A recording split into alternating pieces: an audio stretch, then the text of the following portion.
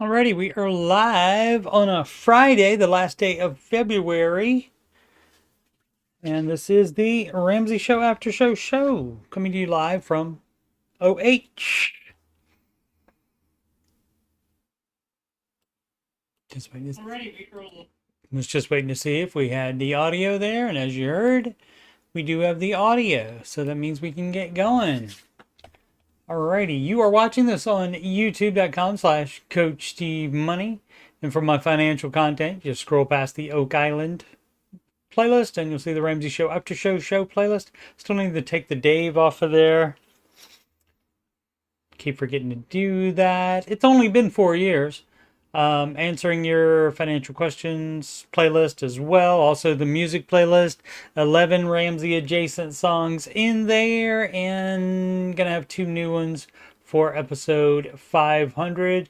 Which, if a show happens every day, that will be 2 weeks from today on a Friday. So, but whatever episode is 500, that's when those 2 new songs will debut. At least one, probably 2. Market report. Look, the market lives. How about this? Not so much crypto, though. Crypto's still having a bad time. It's down like $20,000 from, let's see, when was that? Oh, let's go back. Is that? It was 105. Yeah, like something like a month. So like a month ago. And so in the last month, it is down 19%.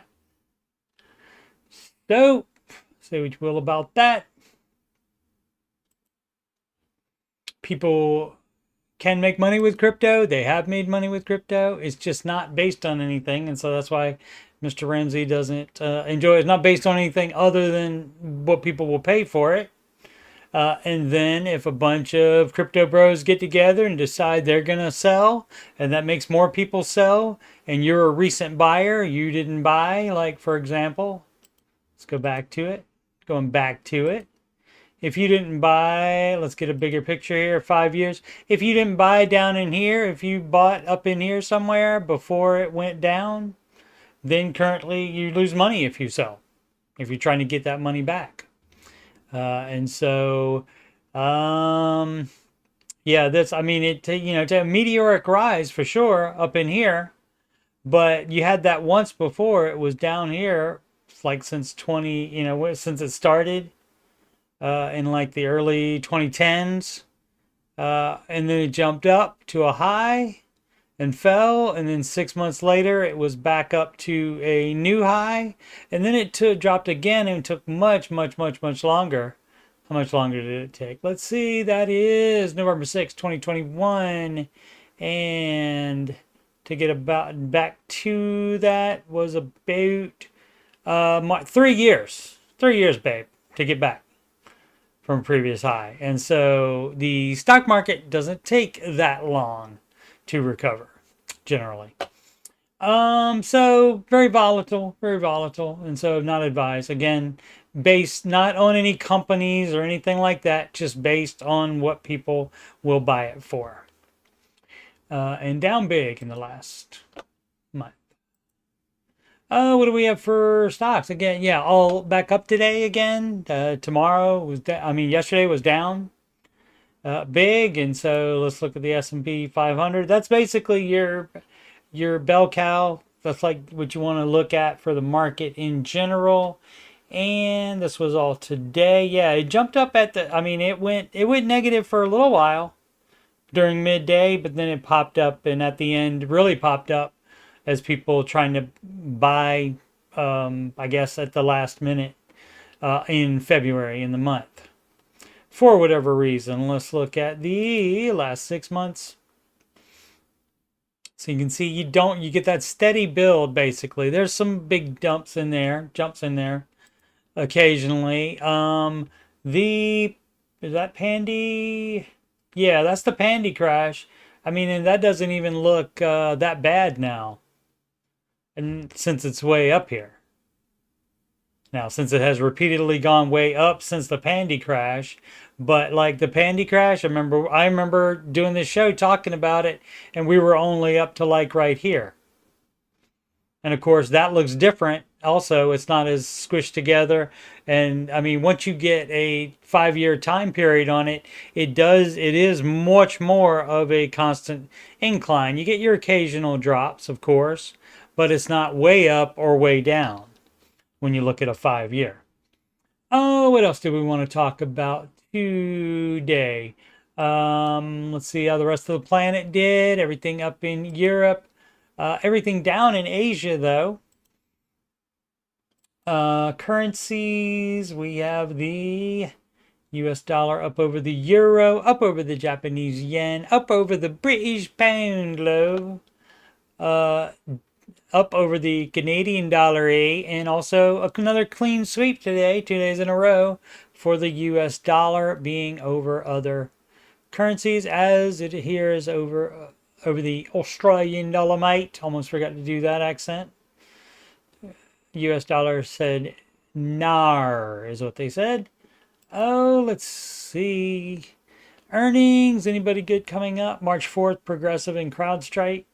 Not so much, and you can see all of the, at least over 1% is the top 6.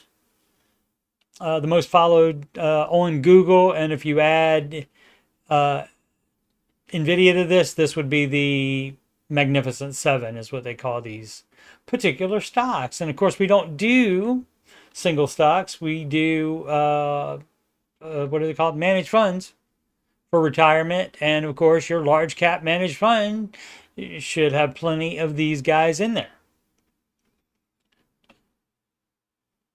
And I think that, yeah, that's all we got for today on that.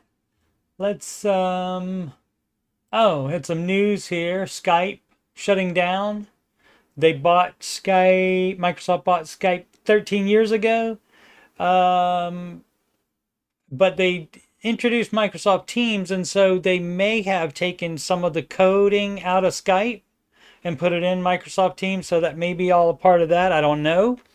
But $8.5 billion, and so you would hope that you would get more than 13 years of use out of something that cost you $8.5 billion. And overall 21-year run. So I guess it was run by whoever invented it, probably, for 8 years, and then Microsoft bought it 13 years ago. All right, fun times for that. I've got a couple other stories. Today is the economic blackout day. Activist group said, hey, let's do that. Let's not buy anything today. They started with not buy anything, and then it was like, especially from Walmart or Amazon or, you know, the big companies like that. And I got no problem with that in general. Like a no spend. I mean, that happens a lot. I don't know if it's necessarily a Ramsey thing. I can't remember if that was like maybe Rachel suggested that or something like that on her show. But like where you have a no spend month, like no spend January, that kind of thing. And of course, when I hear that, I say, yeah, that's great. Why not have a no spend 2025? Why not do that instead while you get your finances in better shape? And of course, that doesn't mean don't buy necessities. You got to buy food, but that just means you're not buying extra stuff. But then when they start saying, well, don't buy, stuff from Amazon, don't buy stuff from Walmart. Okay. So you want people to go to more expensive foods, to grocery stores, to buy food, to pay more for it, to protest against the company that has it for the cheapest. That is nutty. And especially making it today on a payday, Friday. Friday's a payday for, I would say, most people probably, at least in the United States. And so you don't think they're going to the grocery store on Friday? So kind of weird.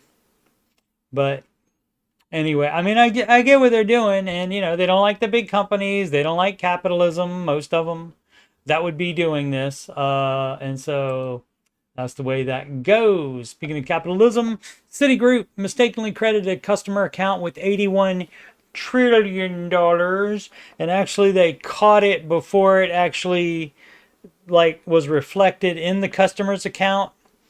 I did skim over this. Where are we at? Marshall. Let's see. Where was it? Occurred last April. Missed by a payments employee. Okay.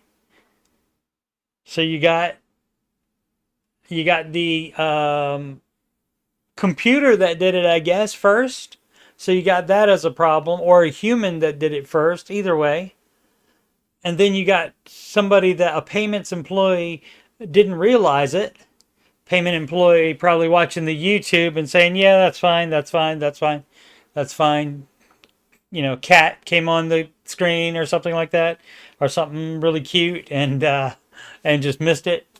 And then a second official assigned to check the transaction before it was cleared to be processed the next day.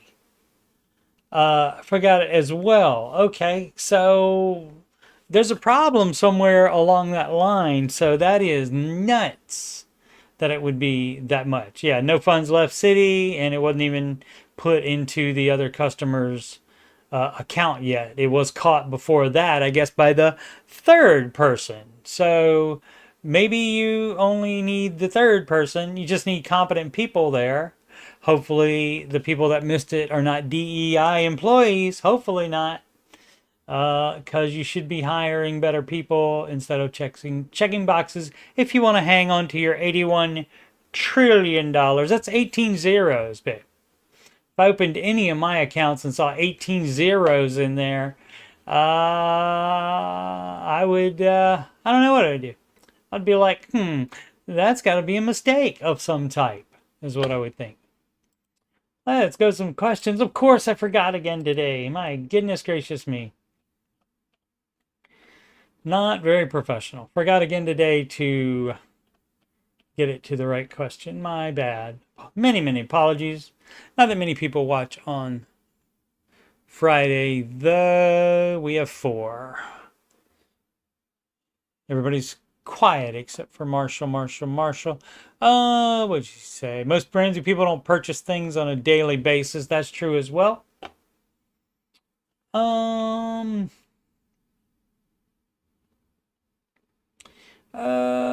Did I do that one? Nope. More down. And people keep typing new questions in, so I haven't really been making progress there. Maybe I'll do a weekend one to since we have extra questions. We're getting close here.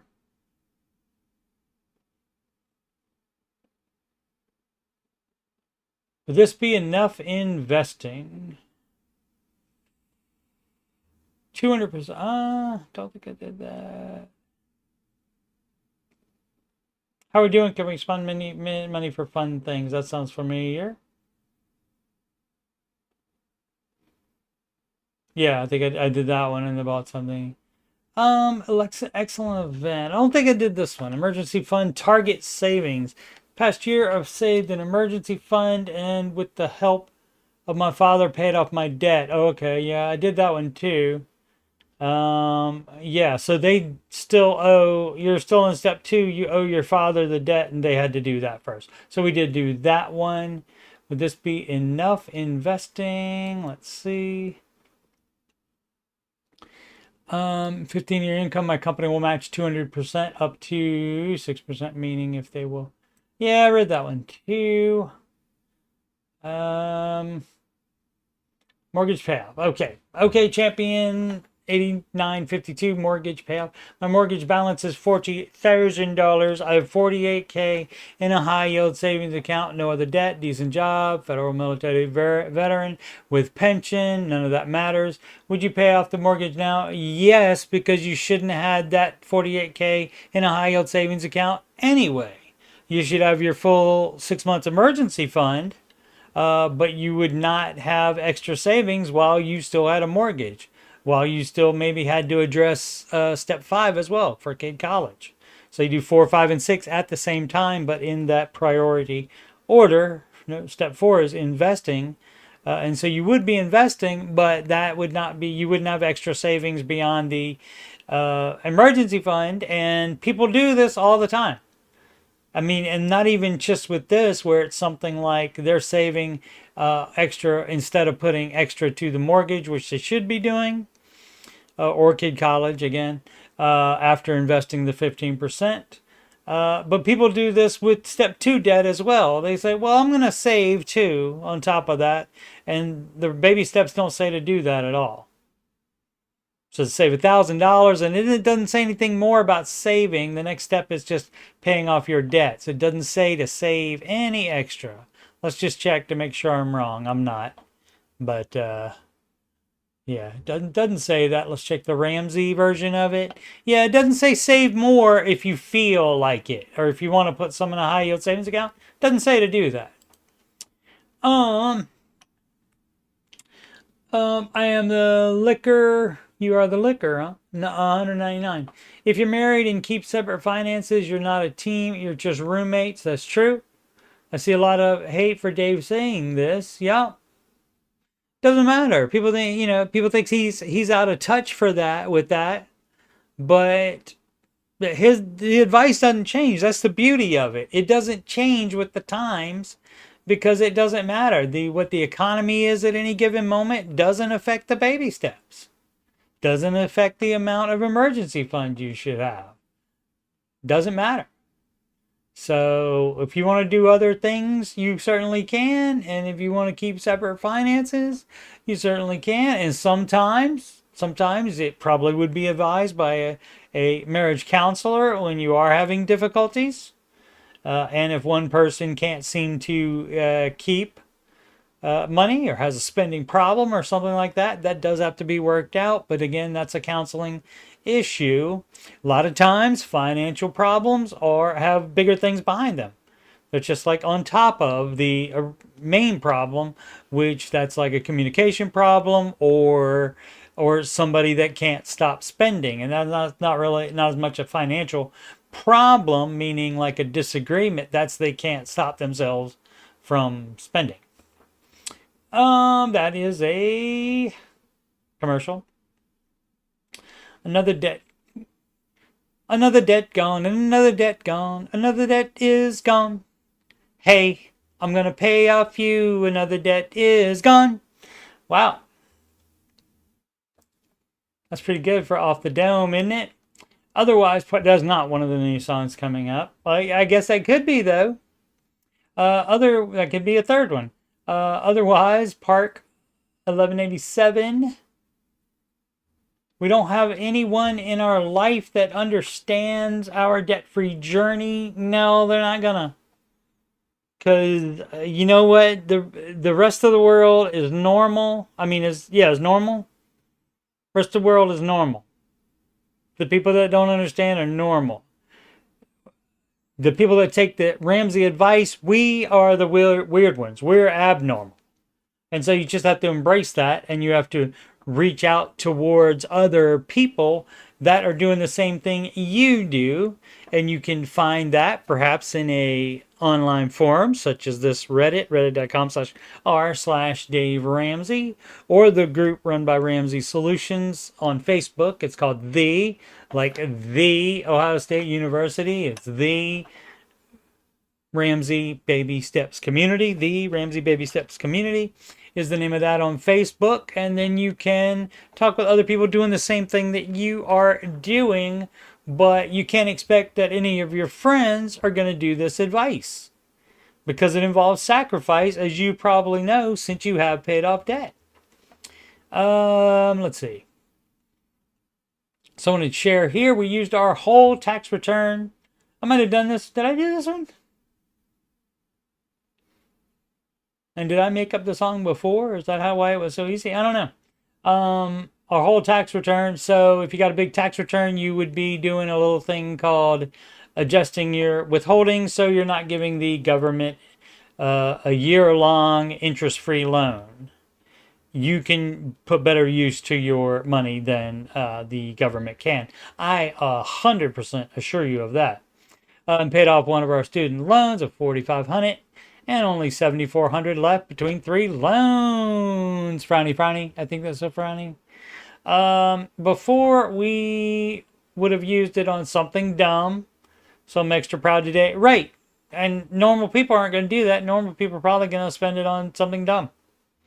Edit dad. I know no refund is better. So in the 30 comments, people have hashtag mentioned that. We changed who was claiming what and got a lot back this way. Next year should be close to nothing back. Thanks. Okay, great. Great. As long as you're on top of it. But you don't use them as a savings account. If you wanted to do, if you need to get a lot back at one time, if you want to do that, then you would be saving extra, but you wouldn't be doing that on step 2 anyway. All of that money should have already been on debt, and then that money, then you would have been paying less. More stuff would have been paid off quicker, and you would have paid less interest along the way. Organic Hayat, $42.97. Pay off rental before the primary. Yes. $350K outstanding at 2.5% primary home. And a rental has a $70K outstanding at 5%. Yeah, so you don't buy a rental property. You don't get a mortgage on that at all, ever. Any type of business thing, you do 100% in cash. Now, if this was the situation before this person found Mr. Ramsey's advice, then the way that you fix it is that you sell the rental to pay off the primary home. Yeah, $300K equity, so maybe you couldn't pay it all of it off, but you could pay most of it off. And so, I mean, I guess if you really wanted to, since it only has 70, I mean, but again, this is all going against the Ramsey idea. So if you want to follow the Ramsey advice, that would be to sell the rental and put all of that on your primary house, which is your residence, and that's the only one you should have a mortgage on. No mortgages on rental property. But people do that, and that's a little thing called debt leverage, and Mr. Ramsey is not down with that. Why shouldn't I prioritize paying off the rental before the primary? Because you did it wrong in the first place. Because by having a loan on that, you didn't do it right. You're supposed to pay that off before you do any type of thing like that. Even if you cash flowed buying a rental, you would not do that while you have a mortgage outstanding, while you have any other debt, because that's debt leverage too. So to be Ramsey compliant, if you would like to follow the Ramsey advice, you would sell that rental. I think maybe some of the hosts have maybe told them, like, when it was a little amount like that, that's not that much, that they could do it quick and put it in baby step 2 and consider it baby step 2. But then also, you know, I mean, and so the problem with these things like this is, so if you let somebody do that, then they're only going to do every other baby step wrong too, or out of order or anything like that. They're going to change a bunch of other stuff as well. So that's what you got to watch out for during that.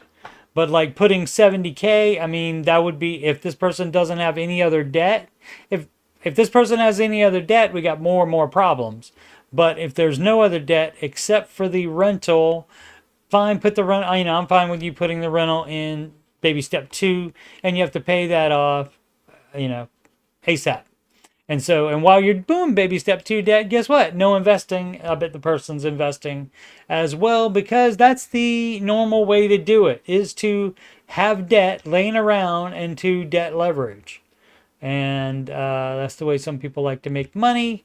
That's how Mr. Ramsey tried to make money back in the day, and it caused him to go bankrupt. And so he developed this advice so that none of the rest of us have to do that before we get smart enough to figure out that's not, debt leverage is not a good idea. Sell rental for larger down payment. Yes. So again, you don't keep a rental out, especially if it has a mortgage on it. Even if it doesn't have a mortgage on it, and you are trying to buy a much bigger house, that kind of thing, you're trying to upgrade a house, or even if you have a rental before you have a residence, you're doing it wrong. So you would not have that rental, so you should sell the rental for the larger down payment. Yes. And then, see, in both of these cases, then once your primary, which is your residence that you live in, house, mortgage is paid off, then at that point, then you can start saving up outside of retirement. You can start saving up to buy rentals completely in cash. And is that going to take a long time? Yes, it is. Yes, it is. But that's how you do it without doing any debt leverage. And you start business, any type of business expense, you do that, regardless, even if it is buying a house and it's that much money. And so the reason you do that is because, not necessarily with rental property, but people starting businesses, most businesses fail. And so you want that to be on your cash money, not on money that you have borrowed. That makes it, it's not great to lose it if it's, your saved up cash. That's not great at all, but that's better than it being on debt. User 2020, 2002. Invest more in retirement or put extra money to pay off the house? How many house questions in a row? Interesting. So you see, it says to invest 15% of your gross income towards retirement. It doesn't say invest at least 15% or at minimum 15%. It says exactly 15% here. So that's all you do. So then, if you are logical, or I don't know, if you just think like I do, you would only do 15%. And then once you were doing the 15%, that means you go to the next step. Just like in baby step 1, once you have the $1,000, it doesn't say and keep saving. So I would think you save the $1,000, then you're done with baby step 1, unless you have an emergency, and then you would spend the money to fix the emergency, take care of the emergency, and then replenish this back up. You're back in baby step 1 and replenish it back up to 1,000, but you don't have extra savings on top of that. You move to step 2 to pay off debt. And so in this case, you would invest 15%. And this, I give people grace on this somewhat because see, if I'm looking at the list, I'm looking at it as a one at a time thing and then you move on. But actually, it's one at a time thing and you move on for baby steps 1, 2, and 3. So those are one at a time without doing higher steps, without even thinking about higher steps. Don't even think about investing. Think about getting the emergency fund. Think about paying off all your debts. Thinking about getting your full emergency fund in step 3. And then when you move to step 4, you're on steps 4, 5, and 6. If you have kids, if you want to help them, then 5 is applicable. If it's not applicable, you get to skip it. Like if you don't have a mortgage, you can skip 6 and then you're in 7 automatically. Congratulations. And 4 is eternal. 4 keeps going forever. You would even be investing in retirement if you didn't need the money to live on. So no, you don't put more into retirement. So what is the deal with this person? And it takes how many paragraphs to say for what he thinks will be, oh, well, since you said all this, then the baby steps don't apply. Let's see what it is. Hello, everyone. When I started Total Money Makeover audiobook, I found myself naturally already at baby step 4. Oh, great. 22 years old. And of course, the younger kids watching the TikTok financial advice, they are going to be very loath to take the Ramsey advice. So currently investing 15% of gross to retirement, right? With 3 to 6 months of emergency fund funded. If you have a house, I recommend that be bumped up to 6 months because houses will have things that go wrong with them. And you can't call a landlord when you're have a mortgage. You are the landlord. The only debt I have is my mortgage, right? Still owe approximately $326,000 on the mortgage. That is a heck of a mortgage for a 22-year-old. 7.1 interest. Oh my goodness gracious me. Just bought the house. Maybe this is not in the United States. That's a lot. Just bought the house about 5 months ago. Okay. After planning the monthly mortgage and all expenses and budget, I find I'd have an average of extra $600 to $800 every month. Okay. Do you use the extra money to invest more? No. So you see, if you read the baby steps, it tells you exactly what to do. It says 15%. It doesn't say anything about you do. It doesn't say at least 15%. It doesn't say do more if you have any extra money. No, you're supposed to do 4, 5, and 6 at the same time. And, you know, it would be great. It would be great like if it has a line underneath 1 and a line underneath 2 and a line underneath 3 maybe. And that way you wouldn't have to like write a bunch of stuff. You could just put the lines on there, and then you would have like a, you know, like a graphic here that like links all these, like says this, this, and this, like that or like that, and it could say all at the same time there for 4, 5, and 6. You do it in that priority order. So any extra money, so like in his case, or her case, that would be what, $800 extra a month. And so out of your extra, which they might be talking about, investment might already be included in not that 800. That investment, that 15%, may already be taken out of that 800. And so that's probably likely. So let's assume that's the case. So that's being taken care of. Now, any extra you have, and we'll say that's the $800, you would apply to Kid College if that's applicable, if you have kids. And has to be both of these, and you decide to help them. You don't have to help them.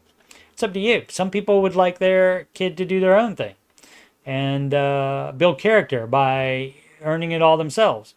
And that's fine. You're the parent. You get to do that. Because you don't say help your kids with college money, they will not call child services on you.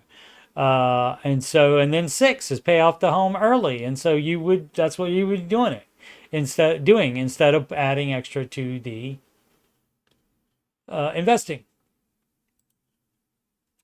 Let's see what the other thing is. And so, like even doing the math, you should know better than to even do the math. You don't have to do the math on it. Let's say I just make extra payments towards the principal in my house. Yeah.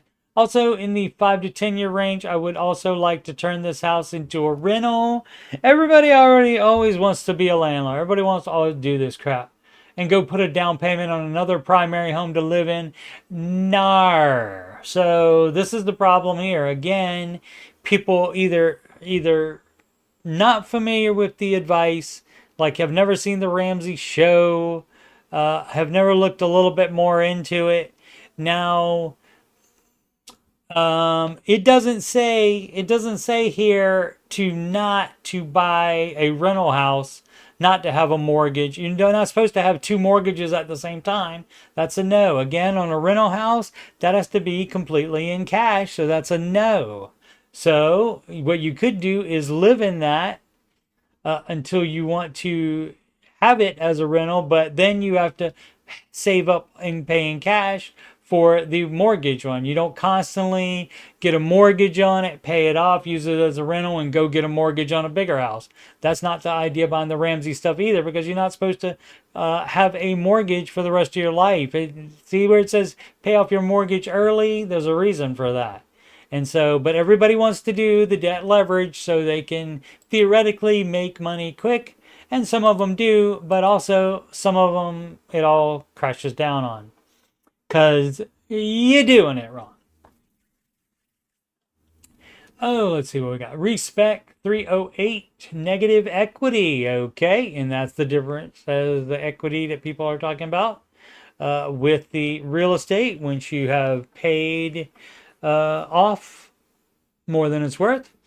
Let's see. Negative equity. I have a truck now that I'm making payments on that I bought before discovering Ramsey. That does happen quite a bit. And a lot of people discover Ramsey because they bought a dumb new truck. You know, like if you're barely making it before and then all of a sudden you think you need a new truck and you go finance it, then yeah, that can cause you to then you realize that, oh, I don't have enough money.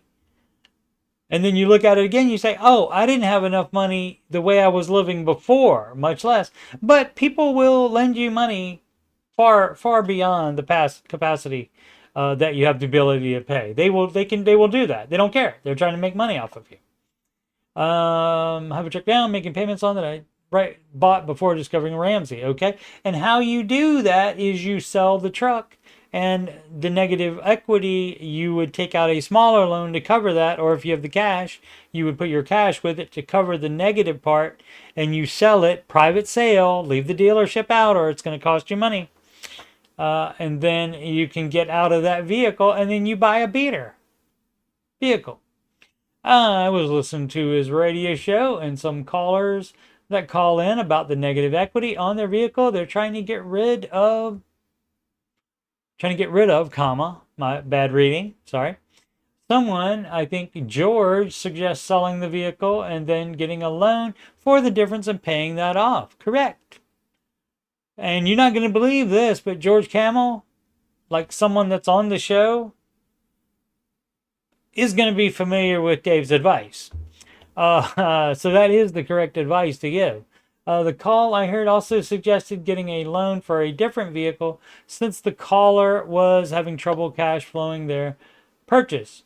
I specifically remember this call because I always thought they pushed to no new loans at all. They do, but the problem is you bought that new truck and now you have what, a $50,000 loan? So if you're negative, say negative, if you just bought it recently, you're not going to be that much negative in it, hopefully. Maybe 10,000. Let's say the negative equity in that's 10,000. So you can get out of that loan. You can sell it for whatever you can sell it for, 10,000 less. And so you borrow 10,000. But then if you want to get a beater, if you can't cash flow a beater very quickly, then maybe you borrow another $2,000 or $3,000 to buy a beater in that same personal loan. And so then you have, yes, that gives you a new $13,000 loan, but you get rid of a $50,000 loan. See how that works? This person could not put that together, apparently. Where was it? Oh, I always thought they pushed no new loans at all. My situation, I have a truck that offers around 19K, but a balance of 25.7K. Okay, so 6.7 negative equity. So just like I said, I want an older truck so I can get out.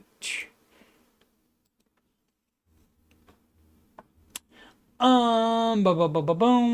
So I can get out of debt quicker. Great. Payments aren't a problem now, but still any extra wiggle room is best for sure. Do I take the 19K offer? Now the offer, if that's from a dealer, again, you are losing thousands of dollars by selling it to a dealer instead of private sale. So you go to Kelley Blue Book and you look at the private sale value of it, and that's probably what you can get. And a lot of times that's going to be $3,000 or more dollars. Then the dealer will pay. Guess what? Because the dealer wants to make $3,000 worth of profit at least on you. Because they're not going to give you enough money for it, and then they're going to sell it to somebody else that's paying more money. So they make money on both sides of that deal, and you can just leave them out of the equation, and they don't have to be there in the equation. You can do everything. Granted, with a dealership, they take care of all the paperwork and all that crap, and so a lot of people don't want to sell it themselves because then they have to go to the DMV and do all that stuff. But you have time to do it. Your time is worth you can't stand in line for a little while at DMV to keep an extra $3,000 in your pocket. I bet you can. Where are we at here? To be done with the truck and then get a different truck. Okay, first of all, why you need a truck? Is it just because you're a man in Texas? Is that why? The alternatives are to keep my truck. It has a lot of mechanical issues coming up. I can hear, and I can hear, and I've already had to use the warranty twice on it. So putting $1,000 into or find a different truck that a loan will be approved on with an additional $6,000 amount to make up the difference. No, you don't finance another truck like that you would get there. You would get a beater truck. And if you don't need a truck, I mean, some people get a truck because they have to haul something twice a year. Rent a truck, dummy. My goodness gracious me. So the idea would be that you get a beater, and then if you want, not need, if you want a truck later on, then you can upgrade to a truck later. Sorry if this is kind of all over the place, but I'm looking for advice. I don't want to nickel and dime myself into more debt. Thank you. And well, the problem is you don't know that. You could keep that truck and pay it off. You could do that. That's an option. But you said it sounds like there'll be problems coming up. I don't know anything about vehicles, so I don't know about that. But I do know that you could have no problems with that truck, and you could have many problems with any new vehicle you buy, new to you vehicle. Shouldn't be a brand new vehicle anyway. So yeah, you should just be getting a beater for travel, not for being cool, not for hauling stuff, unless you own a business that has to haul stuff. Otherwise, you don't need a truck. You can just get a car somewhere to get you from A to B. People are crazy with the I need a truck. Alrighty.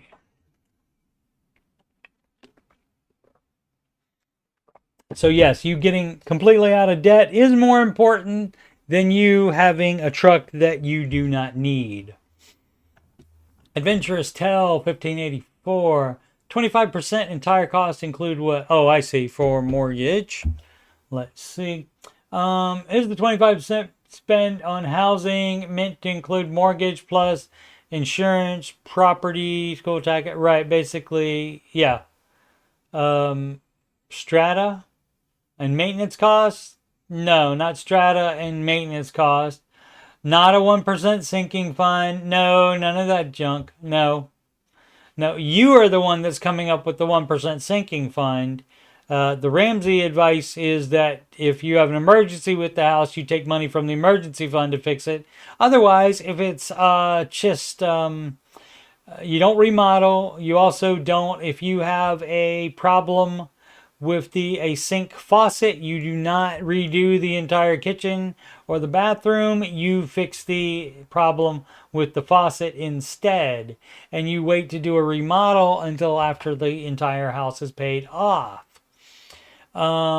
So yeah, the 25% should include the mortgage, insurance, and taxes. And I'm sorry if you don't make enough money to afford a house in the kind of house that you want to get then. Let's see. Very confused how all of these expenses can fit in a 25% bracket. They can't. You're making up half of them there with your little strata and maintenance cost and a 1% sinking fund. Yeah. So, and also, when I had those costs for condo ownership of insurance, yeah, just wrote them all down again. Didn't just say these costs. All were 25% and before. You're right. So it doesn't include all of them. But you could have bought too much condo for sure, regardless. So, but it's not including any strata or the 1% sinking fund that you are saving up for condo problems. Again, that would only come out of your emergency fund. You would not have extra savings for that.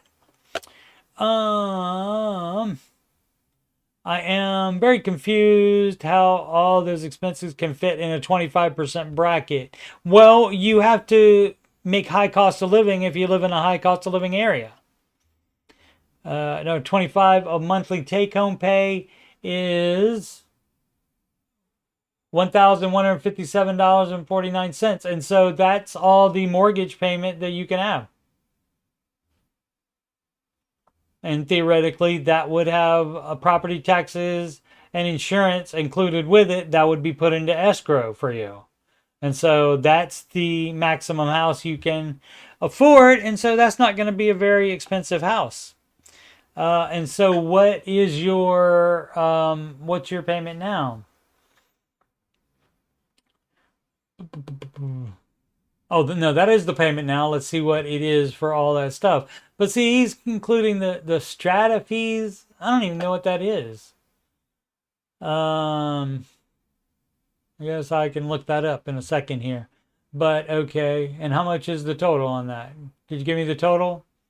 579.17. So total monthly outgoings are 1166. Yeah, so basic. I mean, even including that, that's going to take all of your take-home pay. So how are you paying that? This is a weird one. Let's see. 25% of monthly take-home is 1157. And maintenance costs based on 1% property value. Yeah, you don't have extra for maintenance. You just cash flow that basically. Yeah, so you don't do this one for a home. You don't do that one. So you would have, where is it? The insurance is 60. That's not bad at all. The property tax is, so it's 164, so 165. And where's the actual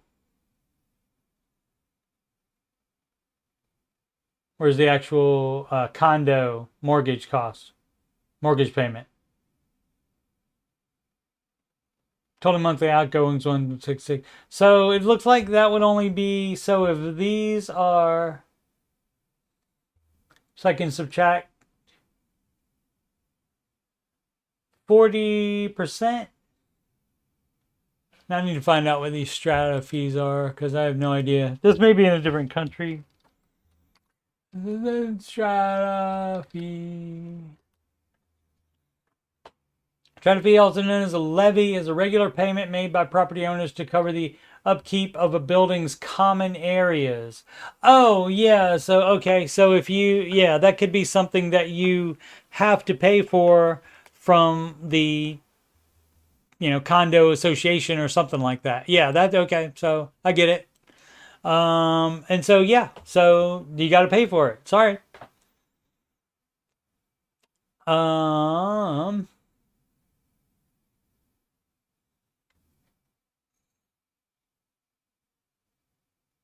So you're, okay, so that's what they are charging. Well, is that the strata fee or is that just something you're saving up? So I would need to ask this person more questions on this.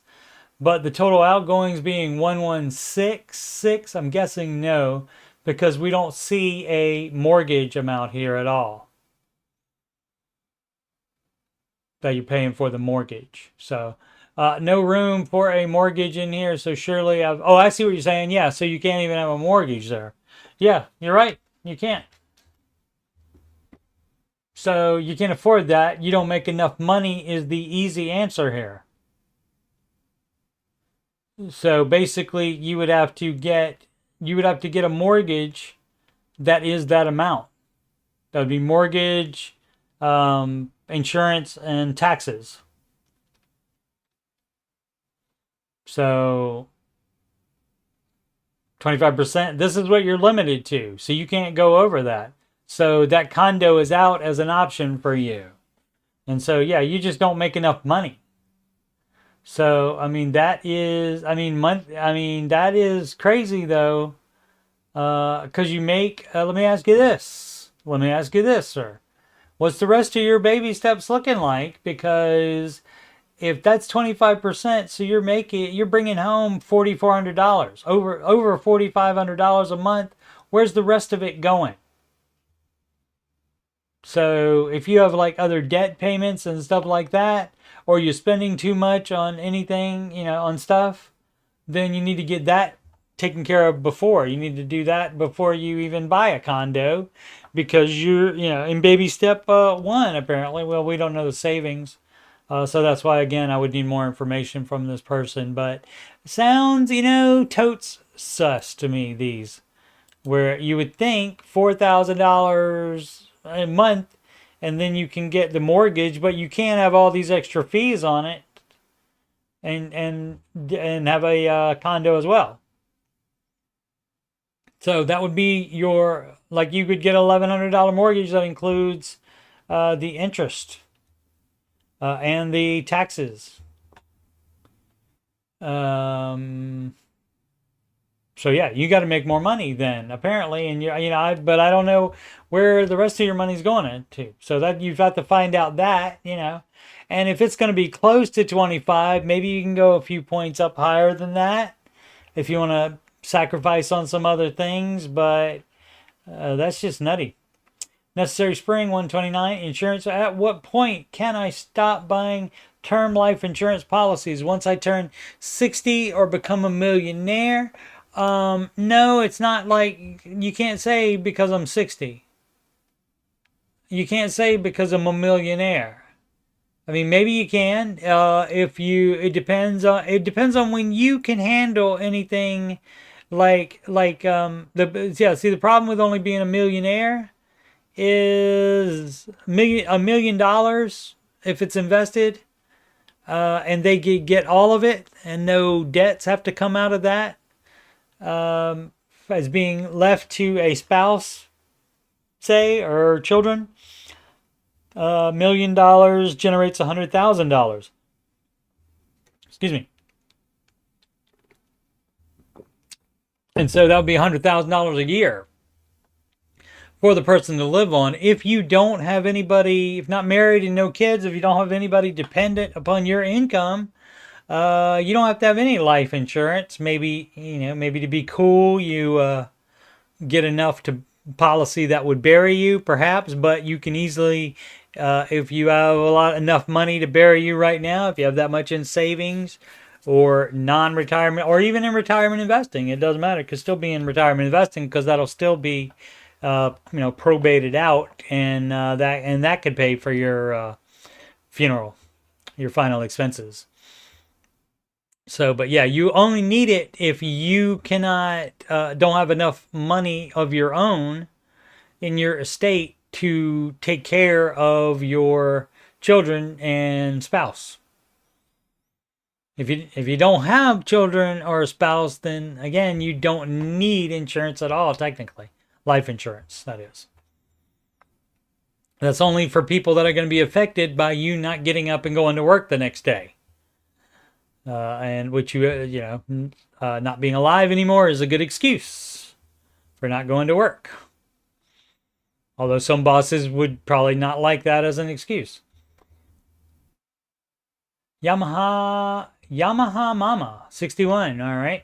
How many accounts is too many? Okay. I might have read this one before, because I often say this on here. You don't want to have accounts, like especially at a bank, that is costing you money to have each account. If they're free accounts, and having a ton of different accounts helps you stick to your budget and helps you progress on the baby steps faster, then that's fine. Whatever way you need to do it to keep track of your finances in order to, not screw up and spend too much money, that kind of thing. Let's see what it says. I'm just getting started in diligently saving money. All right. Other than normal rent, utilities, insurance, I'm paying in on a prepaid funeral. Not advised by Mr. Ramsey. Nothing else. I have one brick and mortar bank account with checking and savings.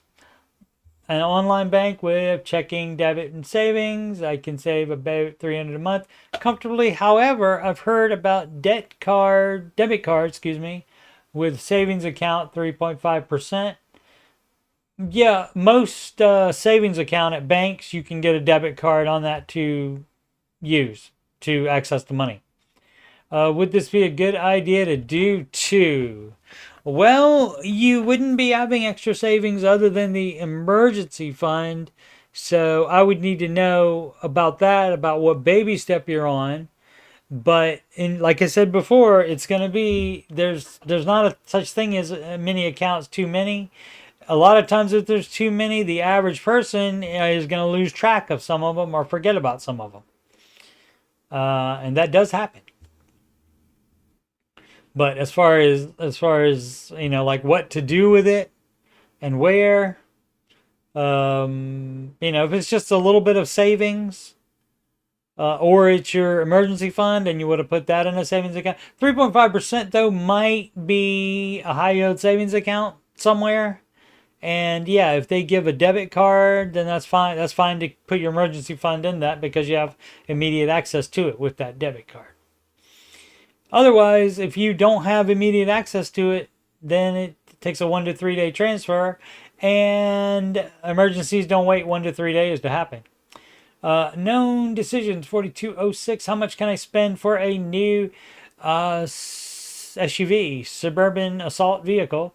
Here's our current financial situation. Wife and I are debt free, net worth around $220,000, savings, retirement account, pension, etc. We're still renting, okay, and still saving for a down payment. Well, to address it immediately, saving for a down payment. Do you want a new SUV more than you want a house sooner?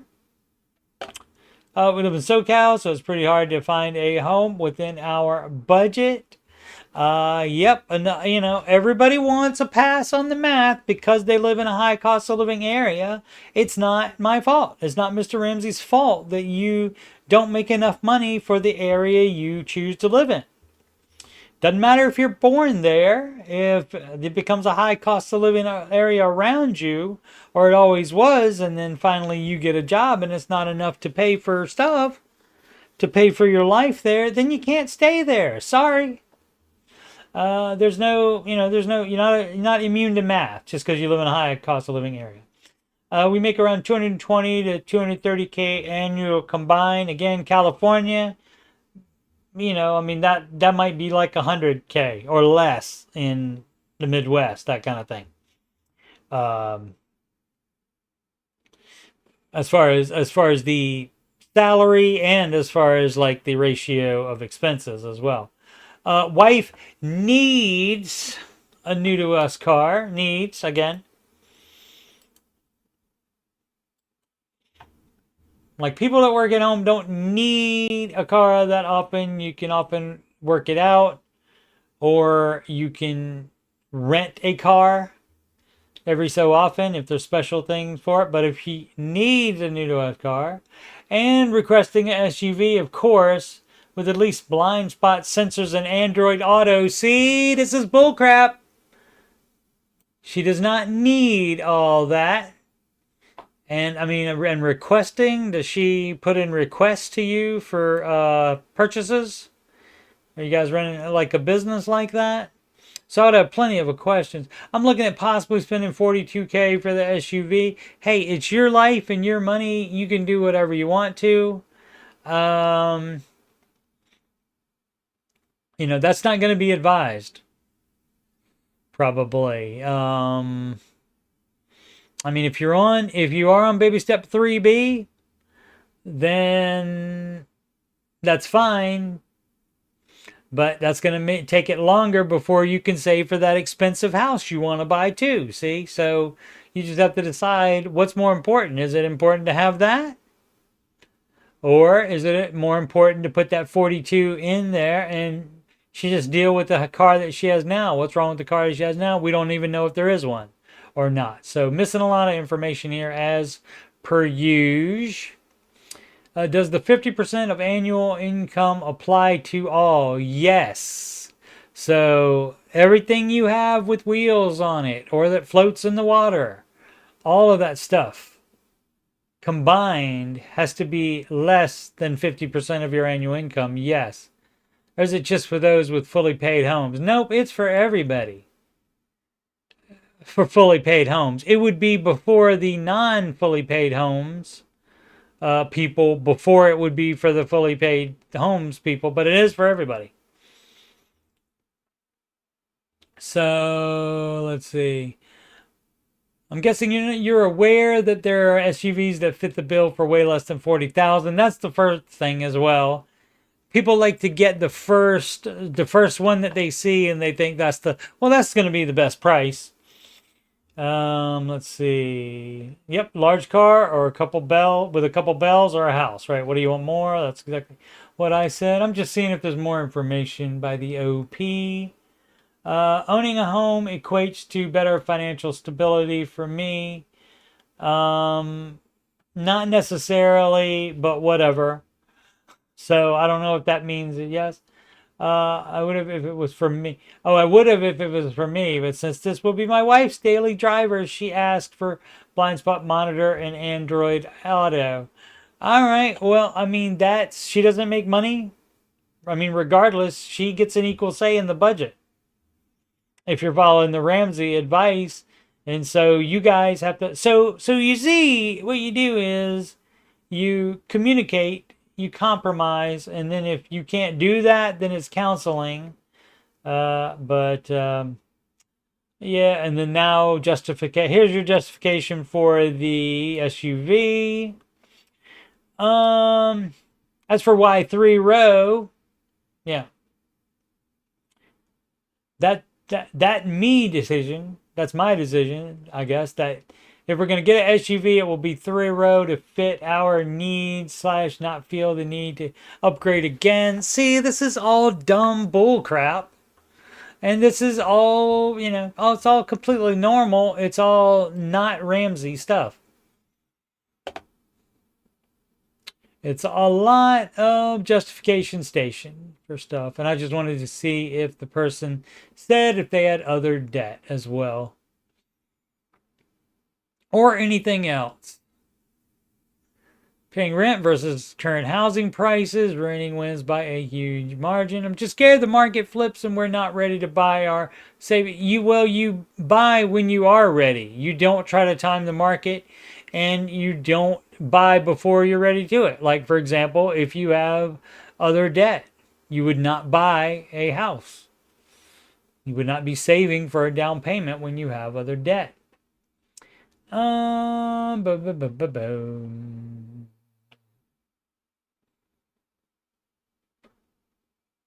would have if it was for me. Said that before, but since it was my wife's car, she's asking for. She's asking for, and then you ask if it's okay.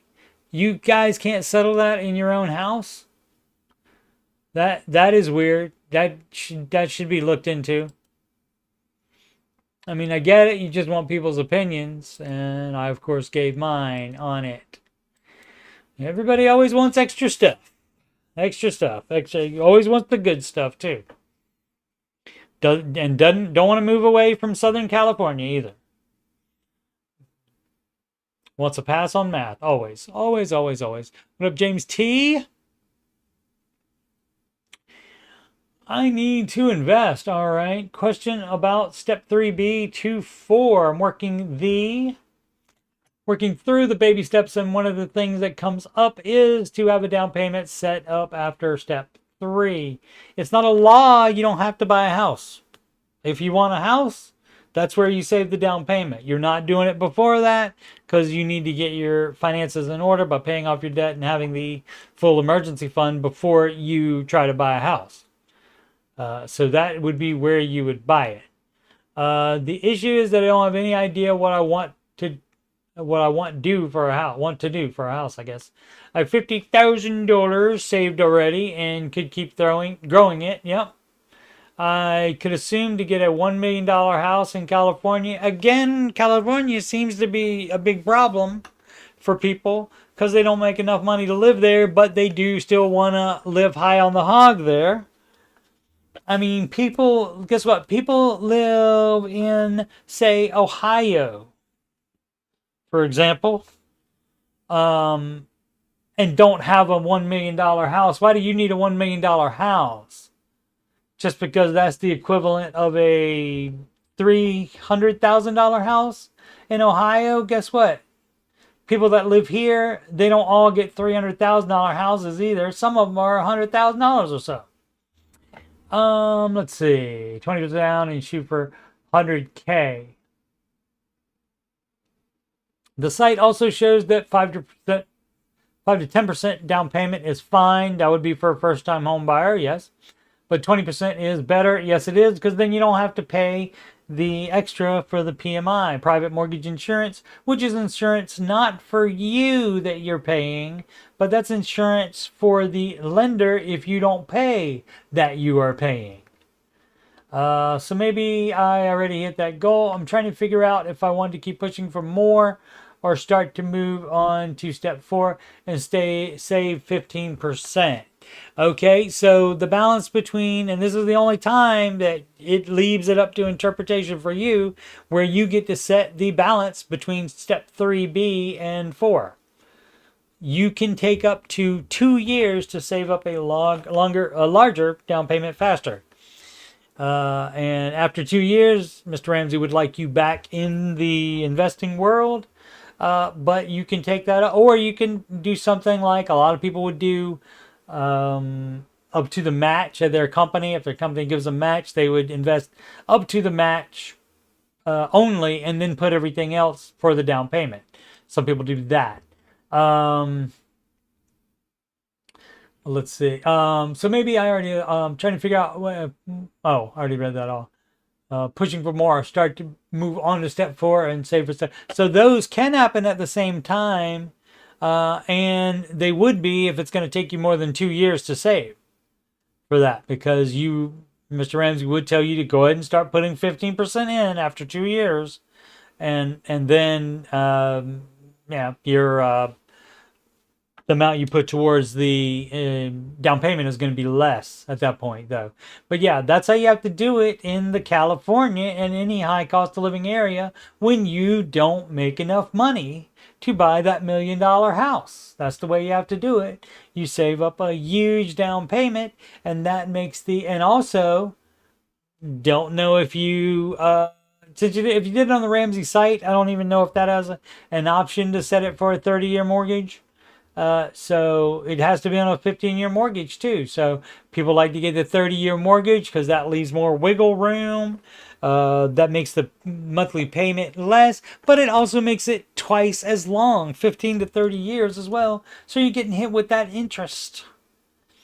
And so that's all I know from Mr. Ramsey on that. And so I would still have a couple more questions for this person. But yeah, I would need to know. It doesn't say what, I mean, I assume no other debt, since Ann has 3. This does say after step 3. Okay, it does say after step 3, so they're probably fine on that. Or or not fine on that, and they're just thinking ahead like most everybody does.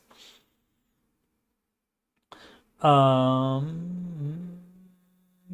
yeah. Save a big down payment, and even if you don't invest and you save the down payment and you subtract that down payment from the amount of the house, and you still is still over 25% of your take-home pay, then that's too much house for you, and you don't have a good enough job to live in California, at least not in $1 million house anyway. Then you got to buy a less than $1 million house, sir. Sorry.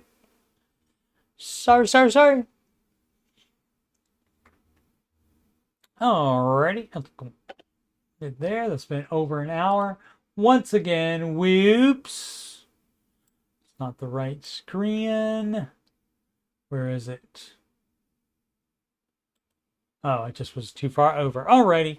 You're watching me on youtube.com/coachstevemoney. Again, for the financial stuff, you just scroll down past the Oak Island playlist, and then you'll see the Ramsey Show After Show playlist and the Answering Your Financial Questions playlist. And the music playlist has 11 Ramsey adjacent songs in there. Do enjoy them. Those are based on real songs, such as, oh, what's a good one to do? About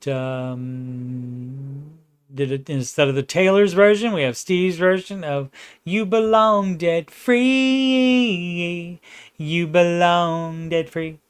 So that's just one of the examples. And for that 500 show, I may just, instead of doing money questions and doing a regular show like that, that may just be all 11 of those songs. And I got 2 more coming.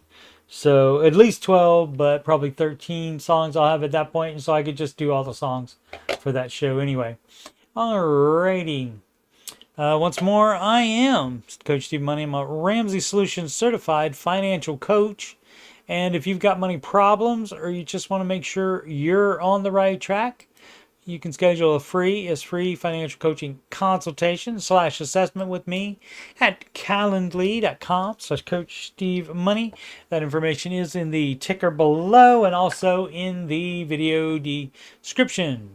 You can email me at coachstevemoney at gmail.com with any type of questions, be it about financial stuff or anything on my YouTube channel. Go ahead and send it. Donations can go to paypal.me/Coach Steve Money. Alternatively to CashApp at $Coach Steve Money. Or Walmart gift card to that same email address, coachstevemoney@gmail.com. Upcoming streams, this stream, until further notice, Monday through Friday, 5:25 p.m. Eastern Time. That's when the Ramsey Show is done on YouTube, and that's when I start on YouTube. 5:25 p.m. Eastern Time, Monday through Friday. Everybody have a wonderful last day of February, and enjoy the weekend. It'll be March.